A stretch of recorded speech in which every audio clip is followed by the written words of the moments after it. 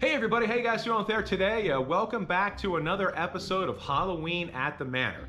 So this is going to be our haunt update video number 2. So this last week or two, I have been working on stuff for the walkthrough. Basically, as you can see right behind me here, I have been working on the entranceway to the walkthrough. So behind me here is the entranceway from last year's carnival, and I just basically flipped it around. The other two walls, I was going to use something that I already have, but decided to kind of wanted to change it up a little bit this year. So what I did was today I went to Lowe's and I got some supplies. Basically what we're going to do for the front of the walkthrough is want to kind of give it like a, I'm just going to call it a castle look. So basically it'll just have like it'll have like the stones that look with the mortar and things like that, just to kind of give it like a I'm gonna call it a castle look. And that's kind of what we're gonna be working on today and within this video here. Other than that, really haven't been doing too much else. It's been brutally hot here in Pennsylvania, and honestly, I just haven't really felt like coming out here doing anything. Today it's kind of cooled down a little bit because we have a storm coming, so I decided I might as well get my butt out here and start doing some stuff. The other thing I did was I kind of started to lay out what I want the walkthrough to look like the passageways and stuff. I want this year's walkthrough to have more like twists and turns and things like that. So that's kind of what I've been sketching, trying to come up with an idea of how to make that. And I think I have a layout that I like. And unfortunately, you know, until you actually put it up, you really don't know how it's going to work. You know, you can see what it looks like on paper, but that doesn't matter until you actually put it up. So I have been working on that as well. And there's one other thing I want to show you guys later in this video. We did go to At Home recently, and we did pick something up that we think is pretty cool that we're actually going to be using in our haunt this year. So I'll show you guys that as well. But anyway, hope you guys enjoyed this video, and why don't we go ahead and get started, and let's get going.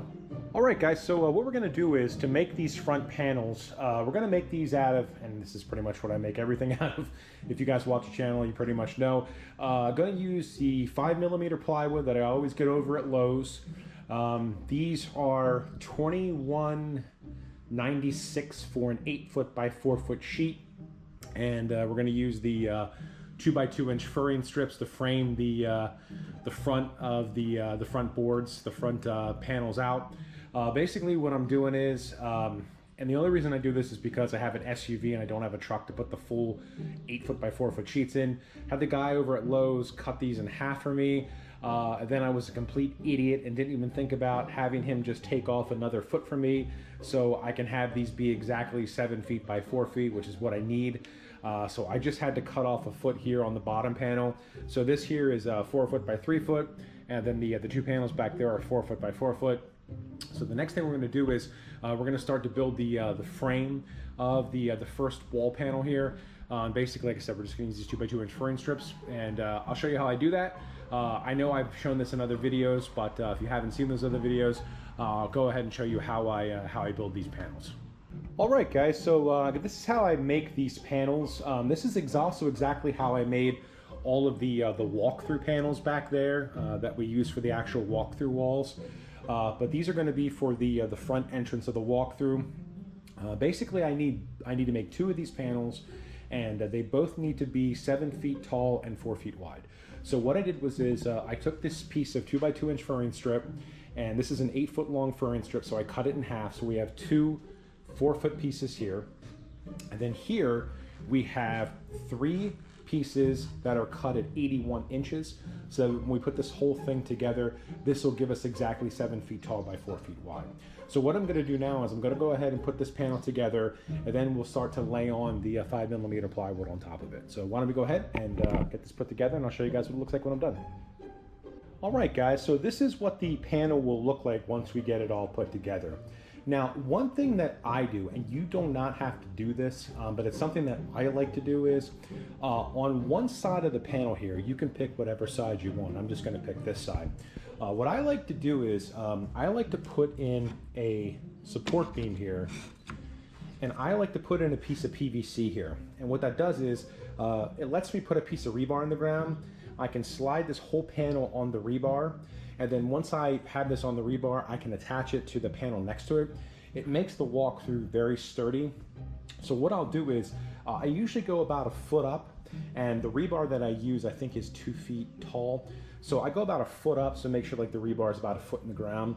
And what I'll do is I'll just bore a hole here with a, it's a 7/8 inch spade bit. I'll bore a hole in here. This is about 12 inches over and about 12 inches over.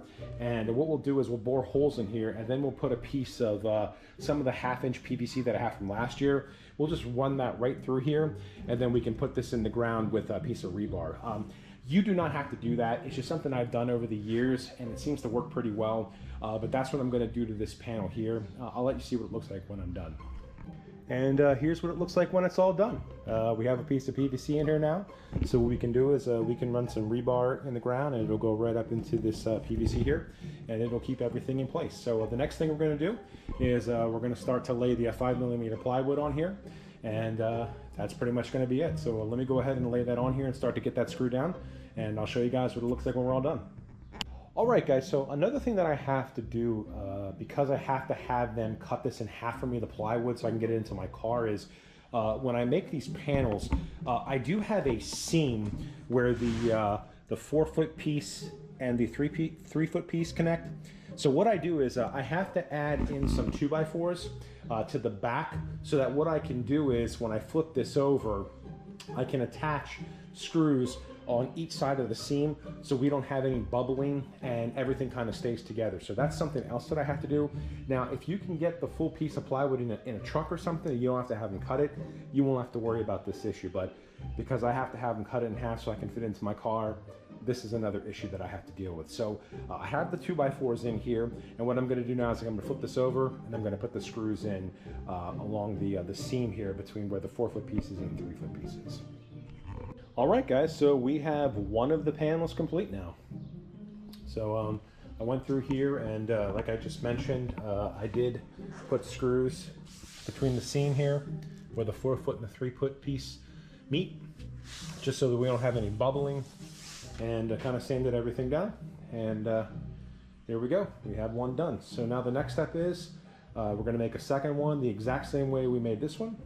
And then once we have them both done, we can start laying out how we want to like have our brick and everything in here, and can get the painting. So let me go ahead and I will build the second one, and once I'm done, I'll show you guys what it looks like.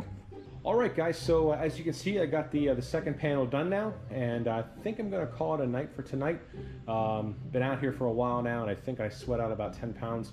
So I think I've had enough for tonight. So the plan is that tomorrow we'll come out here and we'll start to paint this, and kind of go from there. And then once we have it painted, we'll have to put in like marks for where the mortar would go to make it look like stone, and that'll pretty much be it. So I'll get back with you guys tomorrow. All right, guys, so one quick update here. Vanessa and I were at home this weekend, the store at home, and we found this guy here. And I actually saw him last year and thought he was incredible, but was not willing to pay the $200 plus price tag on him. However, we got this guy for 50% off. And the reason why is because in the back here, he has a big chunk missing here. So we ended up getting 50% off. I think it was $110, which for this is an incredible price. I was going to go through all kinds of crazy things to try and fix this. However, I think all I'm going to do is just put a piece or two of Gorilla Tape over it, just so that no water can get in here. And I don't even know if I'll like try to paint the Gorilla Tape to make it look like this. All we're gonna do is we're just gonna have him up against a wall somewhere, either in our walkthrough or outside of the walkthrough. I don't think he's gonna go out in the cemetery. I think we're gonna have him near the walkthrough, but he'll have his back to something so nobody will even see this. So that was a pretty good score for us. The other thing that they have at home too, which I think is just absolutely incredible, is they have this year a Celtic tombstone. That thing is phenomenal. It's about 150 bucks, but it is super heavy, really thick, beautiful design. I may end up having to splurge and pick that one up. But yeah, this guy is incredible. I would say that if you can get him for the 50% off, he's completely worth it. He is 6 feet tall and is really sturdy. He does light up, the eyes light up, and then down here where it says RIP, that lights up as well. But I'm not gonna light it up. I just love the way it looks here. It just looks like an incredible cemetery statue. So very happy that we were able to get this for 50% off. All right, guys, so it's the next day, and it is still hot as hell here in Pennsylvania. We had a pretty strong storm this morning, but it did not do anything to cool it down. It's got to be in the 90s with a lot of humidity. But anyway, as far as these panels go, as you can see, I did paint these two, the insides here black, so that's done. And now the next thing is I'm letting them out here in the sun to kind of bake a little bit, and I think they're already all dry already. What I'm going to do is I'm going to flip these over, and I'm going to start off painting them the fronts just like I paint my tombstones, gray, dab on some white to give it that stone effect, maybe a little bit of black too, and then we'll let that dry, and then we'll start painting in the grout lines and things like that. But I'm hoping I can get this done today, but I really don't know, but we'll see. But anyway, go ahead and start painting the fronts. All right, guys, a quick look here at the two panels. I'm not happy at all with this one. Basically what's happening is that it's so hot that as soon as I paint this, by the time I get to the technique where I kind of blot on the white to make it look like stone, the gray is already dried and it just looks awful. Over here what I'm doing is, as you can see, I haven't painted this half. I'm basically painting this in sections. So I'll dump the gray paint on and kind of keep the paint wet and then blot on the white, and it's definitely getting a better blend to it, this is what I was going for. This is what I was kind of looking for. Try to make it look a bit like stone. Over here, this just looks terrible. I'm definitely gonna have to redo this one. But I'm gonna finish this side up over here.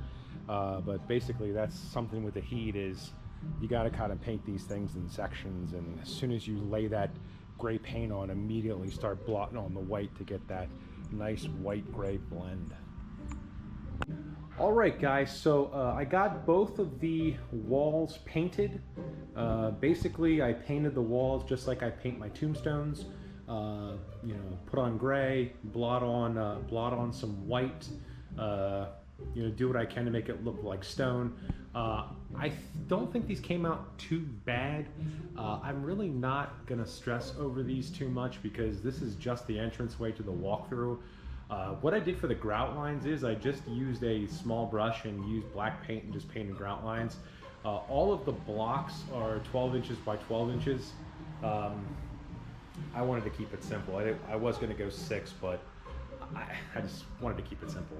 So this is what the front two walls look like. I'm out here right now debating if I want to do the entranceway. I'm already sweaty and I have the paintbrushes out, so I'm thinking I might give it a shot, try to get it done. I just don't know if I have enough paint to finish it, but I'm gonna give it a shot here. But this is what they look like. I might do something to these walls to make them look a little more gothic-y, creepier. I just don't know what yet, but this is what they look like, and like I said, I think, you know, this is going to be fine for the entranceway to the walkthrough. All right, guys, so I was able to finish up the entire entranceway to the walkthrough today. I got it all painted. I was able to finish up the actual entrance there.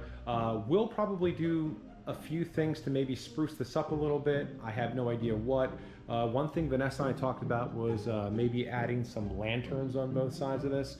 That might look pretty cool. But other than that, I really at this point do not know. Just glad to kind of get this over with. Still not 100% sure what the theme will be. Keep playing in my head monsters and mayhem, but at this time, who knows? But anyway, this is going to be the end for this video here. Apologize if this one got a little bit long. Let me know in the comment section, do you guys actually like seeing me or me showing you how I build like for instance, like the panels and things like that? Or is it one of those things where you don't really care and just kind of want to get to the end and see what happened? I'm not offended either way, just kind of curious. But anyway, hope you guys enjoyed this video. Really want to thank you guys a lot for watching. Really appreciate it. Hope you guys have a great rest of your day. Take care, and we'll definitely see you guys in the next video. Have a good one. Bye.